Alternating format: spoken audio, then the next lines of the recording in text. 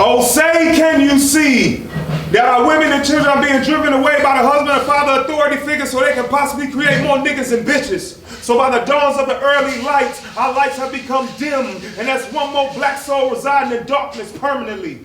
What so proudly those guns are held as the twilights from the barrel illuminate the funeral homes, whose broad stripes and bright stars are earned through perilous fights with our own kind, banging over blocks that we have no ownership over, because your projects was a project to project us to prison, or the ramparts we watch, planting a flag over the wall they built to keep us in during segregation, because we were merely they color entertainment and integration. While it seemed nice, made me realize that I can't go to any major city in America and find a little Africa anywhere. Though the rockets red glare, the bombs bursting in air. Ask Philly how they felt about those bombs in 1985. Ask Tulsa how the rockets left the red glare over the city as it burned from white mobs, which gave proof through the night that your flag which stands for oppression and justice. Medical patients who can't get the cure for cancer, shootings of unarmed black men, deportation of Latinos who was in this fucking country before you ever stepped foot in it was still here. Oh, say, does that star-spangled banner yet wave, blowing in the wind of the die brother those who served this country and looked like me, yet still came home to be labeled niggas in uniform. So you think by giving me a medal I'm supposed to forget about this racial discrimination? You think by giving me a knowledge I'm supposed to forget what you did to me? Fuck nah and fuck you, or the land and of the free. What's free? We pay for every damn thing. Medical, dental, I don't even know who the fuck Fike is, but she sounds like my bitter ex-wife and the home of the brave. You're right. Because every day it takes bravery for a black man to step outside of his fucking door. This is your beloved anthem, America. You play it before all your sporting events, your World Cups, your World Series, your NBA Finals, your Super Bowls. See, I've indeed learned that America is a one-hit wonder that constantly gets played over and over. And now that song is beating to my head. And even when I want to forget about that shit, it always comes back to me like a severe case of PTSD. And I really tried to wrap myself in the red, white, and blue. But instead I got wrapped in racism, poverty, and COINTELPRO. So know that as your star spangled, my ancestors dangled from trees. So please, forgive me for not placing my hand over my heart anymore, because America has left me heartless. Wow. Woo!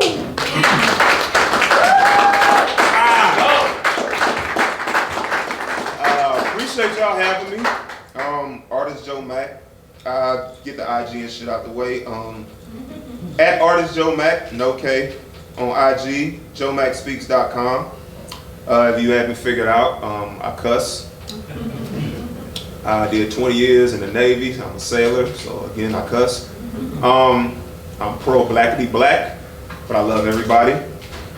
And we just gonna get into a lot of good shit tonight. So this next piece is about trauma.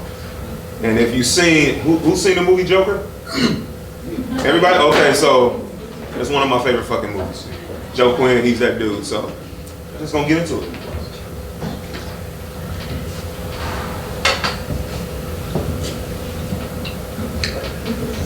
In the movie Joker, Arthur Fleck was a simple yet mentally challenged man who just wanted to make people laugh and smile. The clown simply created his own circus, but much like unworthy spectators, they wanted money back for their ticket purchase, and their version of a refund was cashing out on his misfortune. You see, they say a picture is worth 1,000 words, but what is the price paid when those who are supposed to love you abandon you? Fathers who never wanted to go to bat for you, even though a Batman is what they created. A mother whose lives crossed at the intersection of mental asylums and lost journals hit you the minute you thought it was safe to step into the crosswalk. And when you didn't want to walk, you took the subway, only to realize that the underground is a representation of life without love. Fast and empty. So now the comedian turns into the crybaby, which turns into the crazed maniac, which turns into the cold-blooded killer, and now people can say, oh, we didn't see this coming. And now the joke's on them, and the laughter they proclaim is the best medicine is nothing more than chocolate-covered Percocets. You see, I learned a long time ago that some people are silently begging for hugs and words of affirmation, but instead they get fucked over by the hands of many. And I don't know whether I want to label it molestation or masturbation. Either way, trauma is fucking real. So sometimes, to prevent you from losing your own mind, you might have to form your own smile to laugh at your own trials. You might have to dye your hair green because people are more in love with dead human faces than the ones that are actual living. And whoever thought that a white face would have to put on white face? And Joker's the only confirmed case of white privilege being non-existent in a white body. So now we understand why he found comfort in a sister. Because privilege is a missing entity for black folks and people only relate to what they can gravitate toward. Hey, I got a joke. Knock, knock, who's there? It's the poet who signs up at the top of the list, but he can't get his moment because they kick him down to the bottom because he is not deemed as part of their slam crowd. So now his words becomes his gun, his metaphors become hollow points, his tone is a shot heard around the world, and the audience is sadly his unsuspecting victims. Well, I got another joke. No. I got a riddle. What do you call mentally challenged, deranged, and outcast with a mirror at home? You call it your only friend in the world. Wow.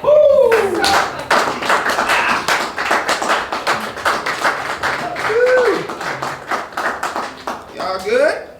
Yeah. This drink is good. I don't drink alcohol. Damn. Best cranberry pineapple ever, so. Not originally from San Diego. I'm originally from East Chicago, Midwest, where it's hot as shit in the summer, cold as fuck in the winter. They're pretty crazy out there. So I tend to keep my ass in San Diego, where everybody likes to live, everybody likes to go to the beach, and we just have a good time. So the West Coast is special to me. And we're gonna roll into this next piece. And any fans of the Fresh Prince in here? Oh hell yeah! Let me read that. The old Fresh Prince, not this new shit they put on. I don't fuck with that. Jeffrey went from a fucking butler to a drug lord or something. I can't fuck with that.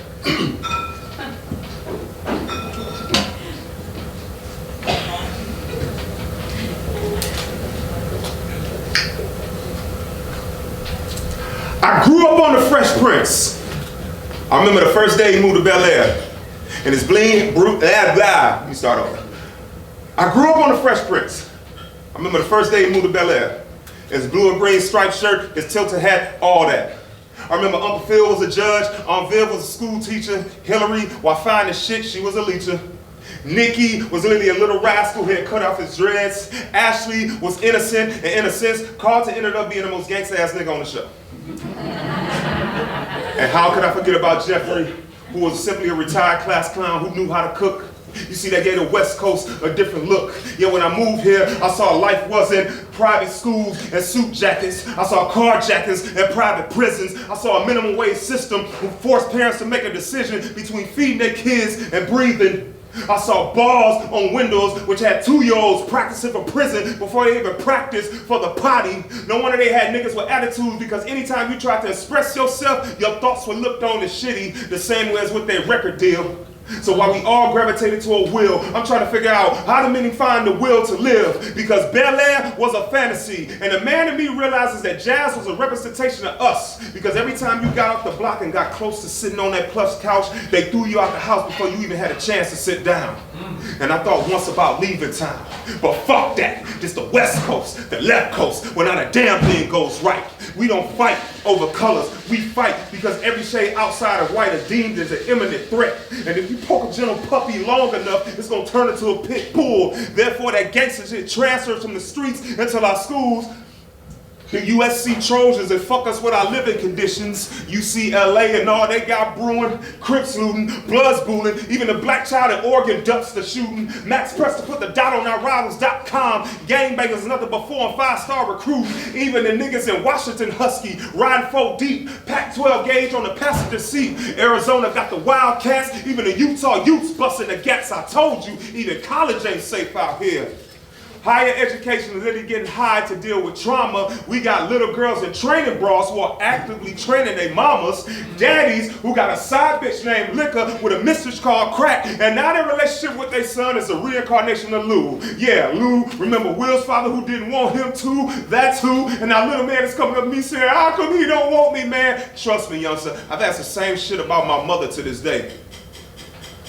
You see, all these years later, I realized that the black fam in the White House was nothing but NBC having the black fam surrounded by the white eyes, the same way the government surrounds us with white lies. They'll give us every holiday a name change without an actual change to the fucking system.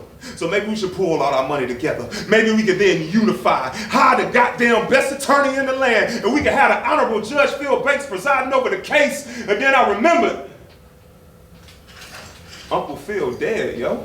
Yeah, man.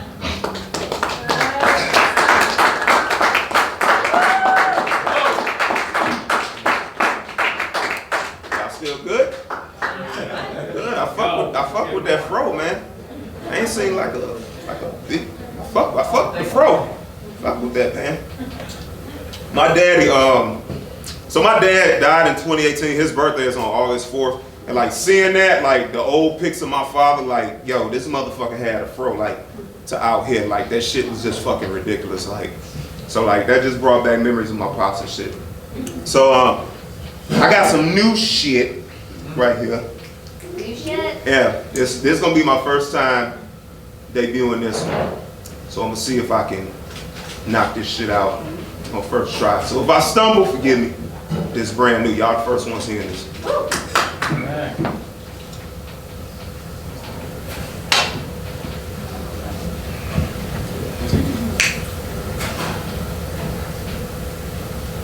My favorite thing to do when I used to go home from the Navy was take my little 5-year-old niece to the candy store.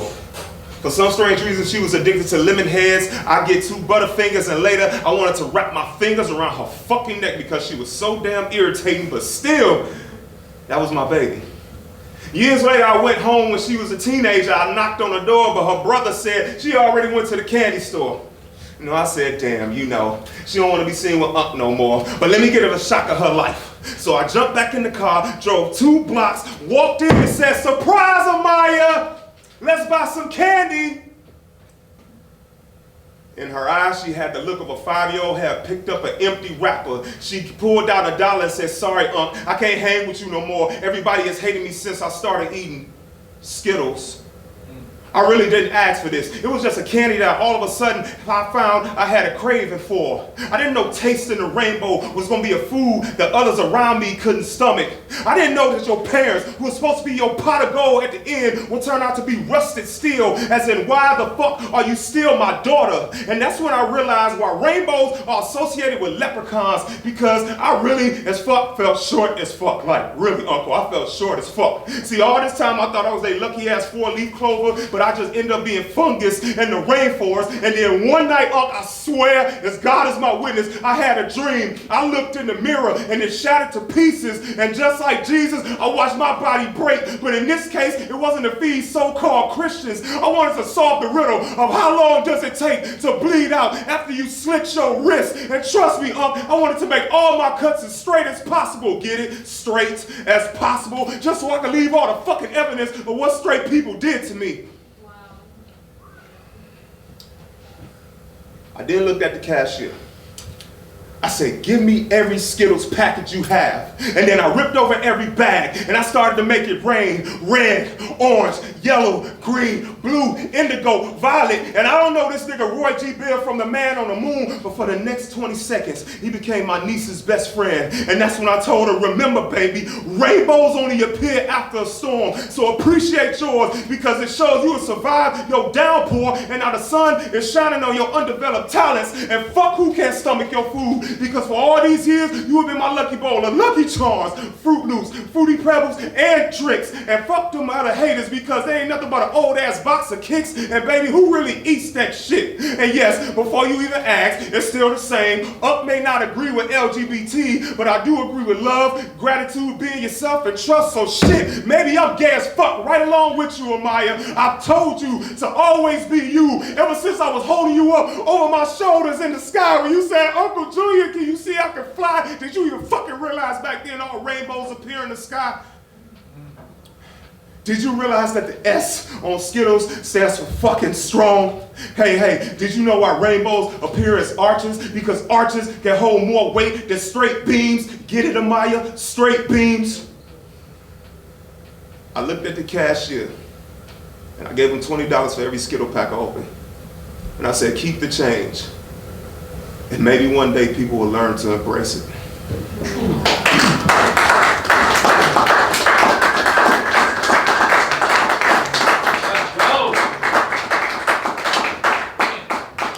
So that story it had truth to it. I'm gonna just be honest, I'm an open book. I was home 2017, and my niece got into an argument with her mother, obviously my sister, and she called her a dyke, pussy, eating ass bitch. My niece would then lock herself in a room, and honest to God, on my dad's grave, had to boot down the door. And when I booted down the door, she had just broke the mirror. So imagine being an uncle and you see your niece with a big ass piece of glass in her hand. So there's either two things I'm thinking. Actually, one thing. She's not about to kill herself on my watch. So I body slammed my niece. The glass ended up my left hand. It sliced my left hand open. And we had to go to the hospital. And that's when we had to talk. So I want to use this moment because a lot of people have this notion, if you don't agree with something, you must hate it. You must be homophobic, all that. And like I told my niece that day, I said, we're never going to agree on everything. I said, I don't have to agree with your lifestyle, but one thing I will do, I will respect it. I will love you. And the most important thing I told her, and she laughed her ass, I'll say, you remember when I used to tell you, I said, if your boyfriend ever hurts you, I'll fuck him up. Mm-hmm. I said, well, if your girlfriend ever hurts you, I'll fuck her up too. And she started to laugh, and we just have an understanding. So that then 16-year-old is now a 20-year-old about to go into a sophomore year at Iowa State. I'm just glad she's still alive. Please call your uncles, because it seems like when kids go to college, you know, they just kind of forget about us. I text her, and then I don't get the response back for like 3 weeks. And it's like, I'm sorry, I was at a party. Yeah, I know. But I love my baby.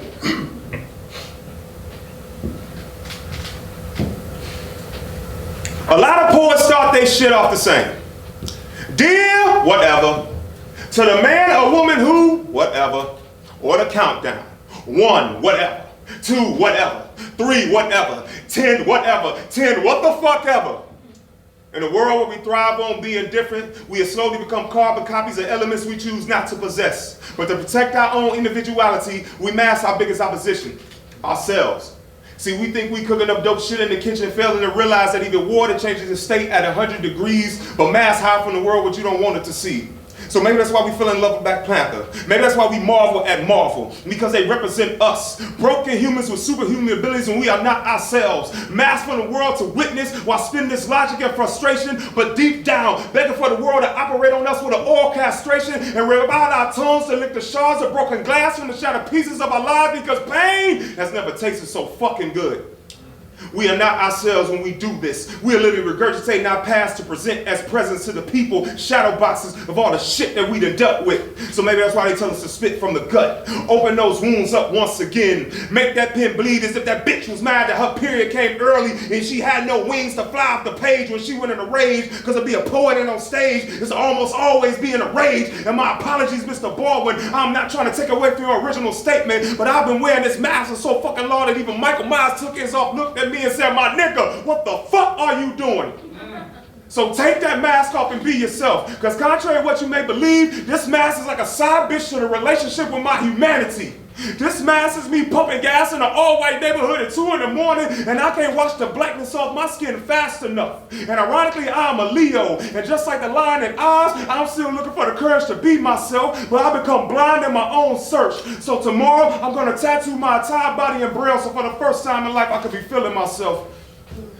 I'm gonna dumb myself down to smart enough. I'm gonna become like Derrick Rose's knees when he won the MVP. Solid.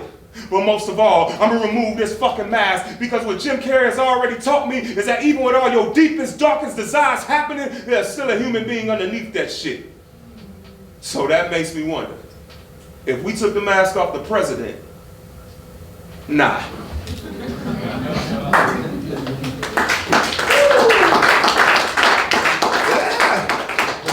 Ooh, y'all making me worse tonight.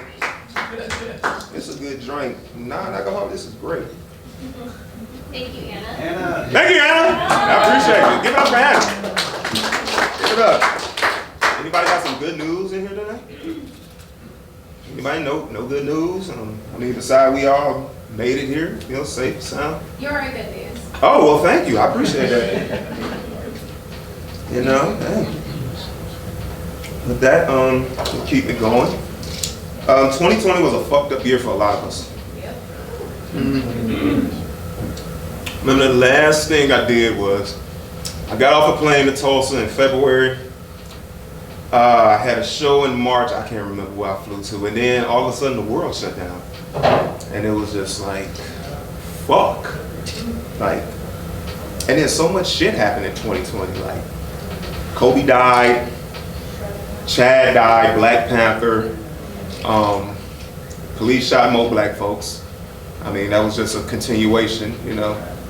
George Floyd, I mean, there was so much shit that happened.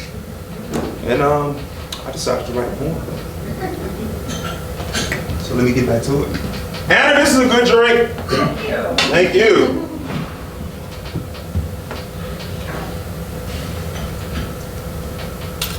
I'm not going to talk about Kobe dying in a helicopter crash. I'm not going to talk about Chad as he lays the same as his Egyptian ancestors, crossed arms, embezzled in the tomb, waiting to cross into the afterlife. See, nah. I'm not going to talk about John Thompson, who had me thinking that Georgetown was the most gangsta-ass HBCU. He was the exact reason I started wearing gray and blue, see, skip all that.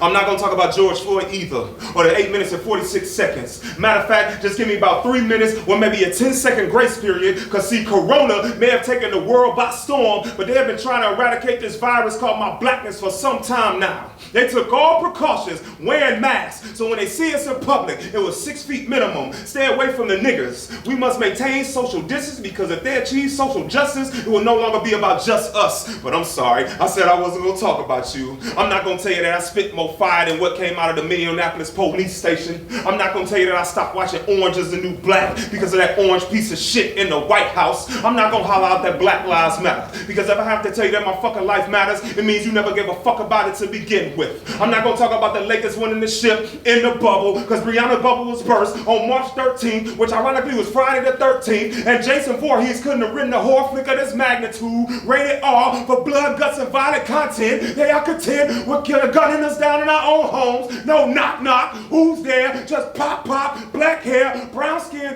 white for the win, and to rub this shit in like a eraser mark some fucked up ass homework, we'll charge the officer for all the shots that he missed. You see, 2020, you are like the asshole that's not even worthy of my shit. You are like the poet at the slam who scores no higher than a 7.6, but some fucktard in the crowd gives him a 10. You are my credit card at the counter swiping for a PS5, and then I can't remember my fucking pen, but I'm sorry, I said I wasn't gonna talk about you. I'm not gonna tell you that even though the Olympics were canceled, black men are still running for our fucking lives. I'm not gonna tell you that even with all the IG versus battles, the biggest battle is still poor minorities versus wealthy white guys. I'm not gonna tell you that when a black woman is speaking and says, Mr. Vice President, I'm talking, you shut the fuck up. But 2020, I'm just glad that you have shut the fuck down.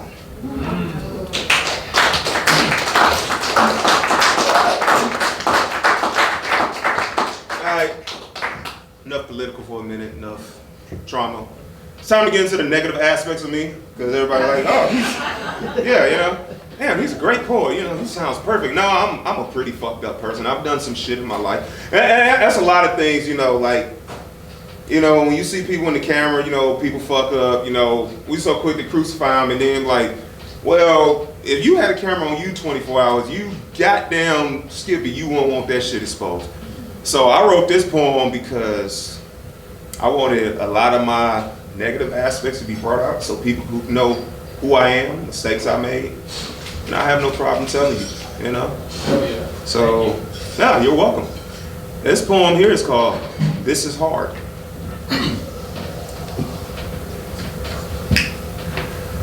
When you're driving on a long ass road trip and the bottom of your foot gets to itching, that's hard. When Gina left the window open and killed Martin Mama Bird Ruby, that was hard. So just imagine how much harder it is to write about yourself, exposing yourself. But part of me, if I'm gonna make my mouth bleed sometimes, it's not gonna be to criticize the Kanyes and the Nickis that Jesse's upset about not getting paid on Empire. Nah, let me tell you how this empire once crumbled.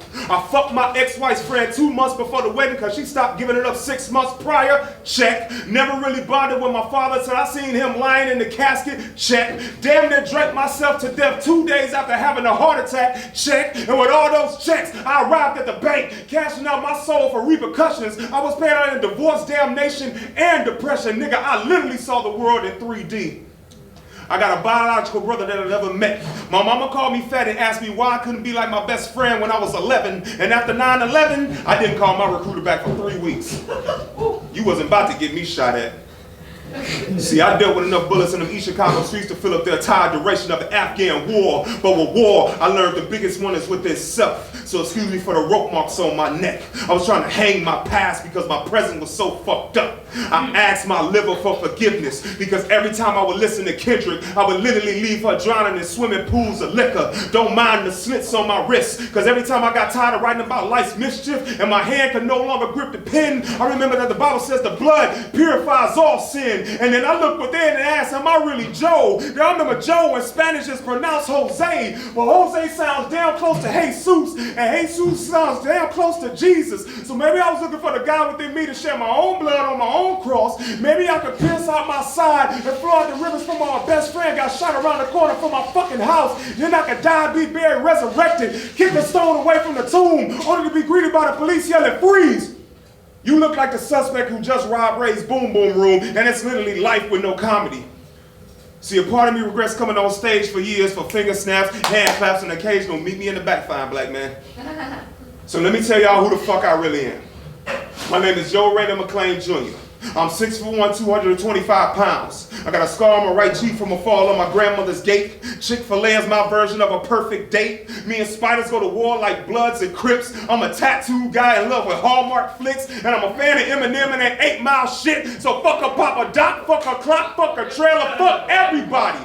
Fuck y'all if you doubt me. I'm a flawed as fuck back male, I say it proudly. And fuck a poetry slam, I don't want to win a Maori.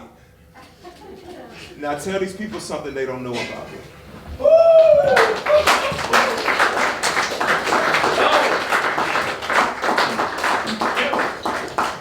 Woo, shit. In my bag right now. So who's been through a bad breakup before? Well, we made some noise on that shit. It's a room of poets. Yeah, you got that right. And there is nothing more savage I found in any poetry venue than when a woman, and if I don't mean to offend nobody, if you identify as something else, you know, don't take offense. But when a woman does a breakup poem, oh shit gets real. Every man in there just feels like, fuck. Maybe I dated her and I don't know. She's talking about me in some way. So I decided to write one about one of the worst breakups I had. Because men don't get to tell breakup poems. But this is our breakup poem.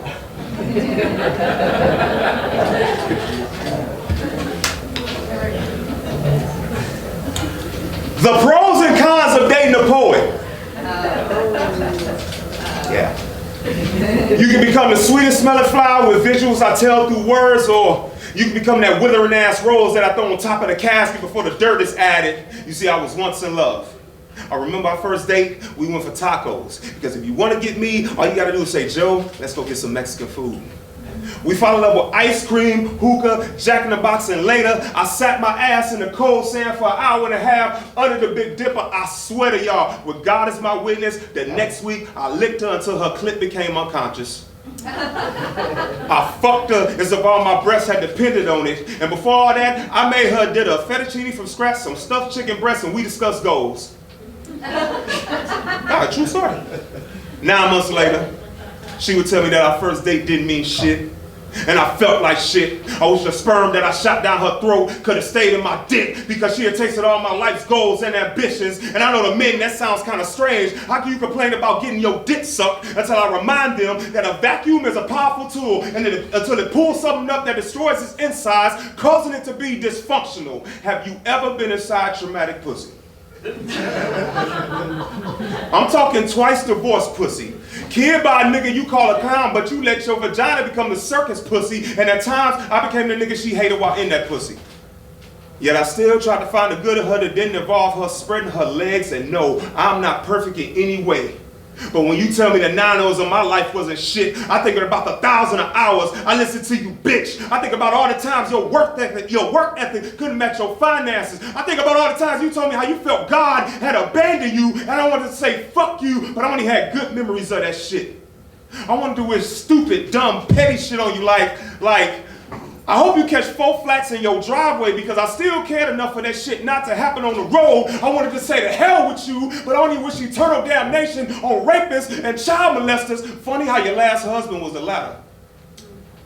And then here I came, super nigga, with no red cape, just ready to give you all my flaws and imperfections because I wanted you to know all of me.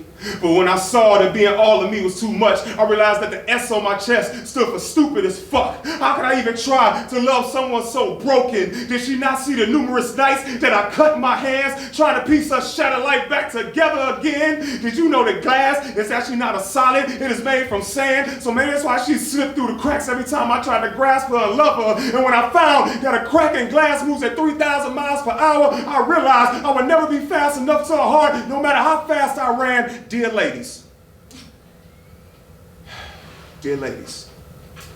men get emotional too and fall in love. Not all of us think dick first, asks who's the daddy later.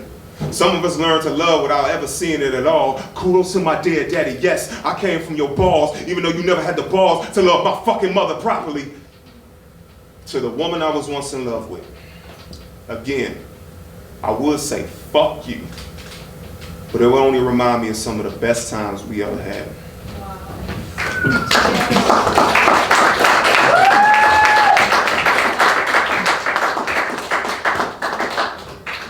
Yeah, when I debuted that shit, I don't know how many high fives I got coming off stage. Men were going fucking crazy. I had never, honest to God, I had never seen no shit like that. Like, yeah, goddamn it, yeah, fuck y'all with me. Hey. I was like, hold on, bro, don't. You ain't gotta get that excited. Oh man. Oh shit, I got up here at 7:30. Hold on. Oh, I got time for one more. Have y'all enjoyed it tonight? Yes. Oh shit. I like that. Move the chair. I like that. Alright, so yeah, IG, artist JoeMac. Artist JoeMac, JoeMacSpeaks.com. That's my website. And bring me to your city, your venue, all that. And I'm gonna end with this last one. I've only performed this once. It's called Rewind. Hip hop fans in here? Woo! There you go, okay. Let's go. Y'all know Nas, obviously y'all know who Nas is. Yep.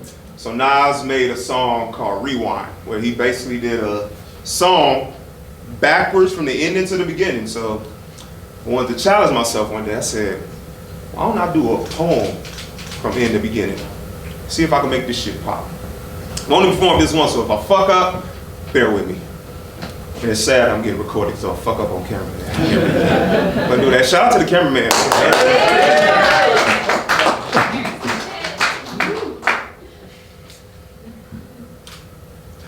Nas once made a song entitled Rewind. For the slow ones in the back, that means he did a song from ending to beginning, so I figure if a black man dies tonight, I might as well tell his story in the same. For example, the riot police out in full force as the crowd is gathered. Black Lives Matter is the chatter. We are over 1,000 deep on the corner of Frustrated Avenue and Shit's Gotta Change Boulevard. You see, this one here is hard. He was only 23 with a bachelor's degree. He went to HBCU. The boy was a Q. His dad was a Nupe. His sister was a Delta who graduated from Morgan State. But now she looks at her baby brother in a deceased state, in a state of shock, because somehow he has been shot for reading while black, because the book went airborne and landed in the middle of his back as he fell. One by one, the crowd starts to take steps back into the summer night, and the riot police are now in a straight line, arms locked to the side, as if they're about to pledge 5 nigga killer fraternity incorporated.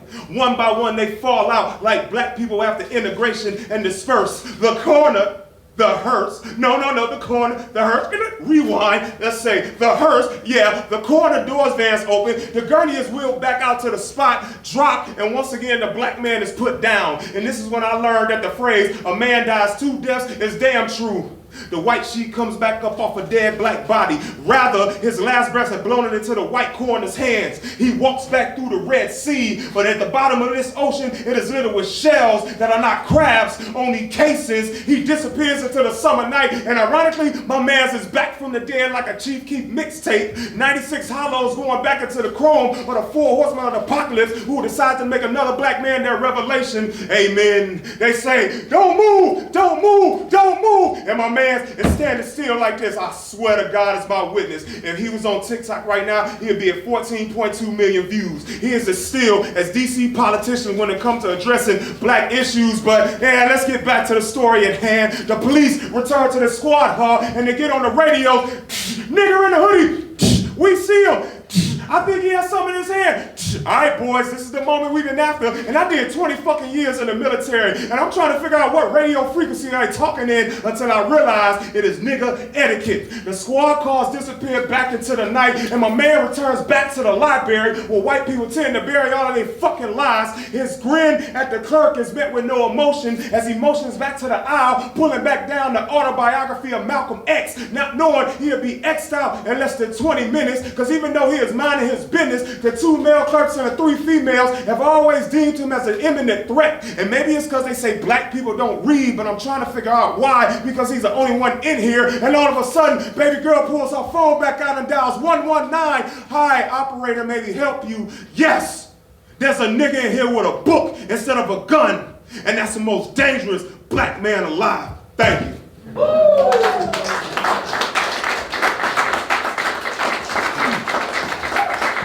Much love, appreciate y'all for having me.